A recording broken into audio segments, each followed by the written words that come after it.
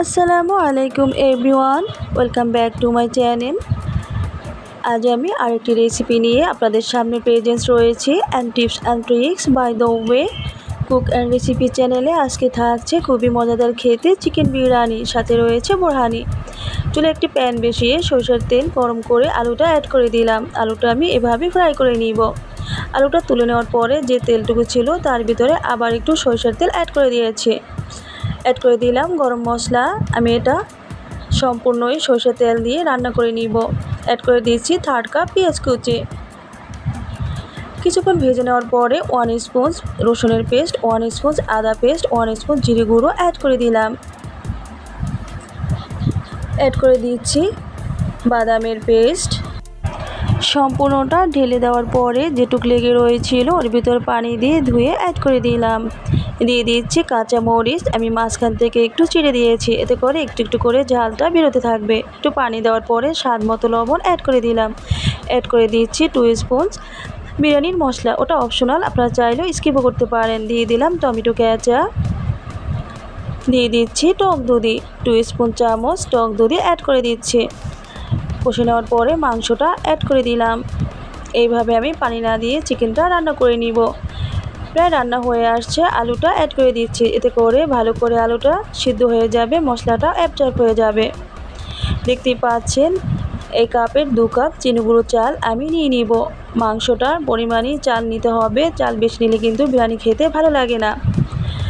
আমি একটা মশলা তৈরি করে নিচ্ছি। দিয়ে দিলাম লবঙ্গ, দারুচিনি, এলাচ, আর দিলাম 2 স্পুন ধনে গুঁড়ো, তেজপাতা, দিয়ে দিচ্ছি 1 স্পুন গোলমরিচ, দিয়ে দিলাম আস্ত গোটা জিরে 1 স্পুন, আর দিলাম 7-8টার মতো শুকনো মরিচ, আর দিয়ে দিয়েছি স্বাদ ম্যাজিক মশলা। এই সবগুলো উপকরণ দিয়ে আমি মশলাটা তৈরি করে নিব। একটি চুলে প্যান বসিয়ে সরষের তেলটা গরম করে 1/3 কাপ পেঁয়াজ কুচি অ্যাড করে দিচ্ছি। অ্যাড করে দিলাম হাফ চামচ রসুনের পেস্ট, হাফ চামচ আদা পেস্ট। কিছুক্ষণ নেড়ে চেড়ে পোলার চালটা অ্যাড করে দিচ্ছি। আমি ধুয়ে ছেঁকে নিয়েছি, একটু পানি নেই, দেখতে পাচ্ছেন একদমই ঝুড়ো ঝুড়ো হয়ে গেছে, এতে করে এটা ভালো করে ফ্রাই হয়ে যাবে। আমি একটু মৃদু আছে ভালো করে ভেজে নিচ্ছি। ভেজে নেওয়ার পরে গরম পানিটা ফুটিয়ে অ্যাড করে দিলাম। দেখতে পাচ্ছেন দেওয়া মাত্রই বলক উঠে যাচ্ছে, বিকজ গরম পানি দেওয়ার একটাই কারণ হচ্ছে বিরিয়ানিটা ঝুড়ো ঝুড়ো হবে। ঠান্ডা পানি দিলে বিরিয়ানিটা গায়ে গায়ে লেগে যেতে পারে। চালটা কিছুক্ষণে সিদ্ধ হওয়ার পরে দিয়ে দিলাম মাংস কষা।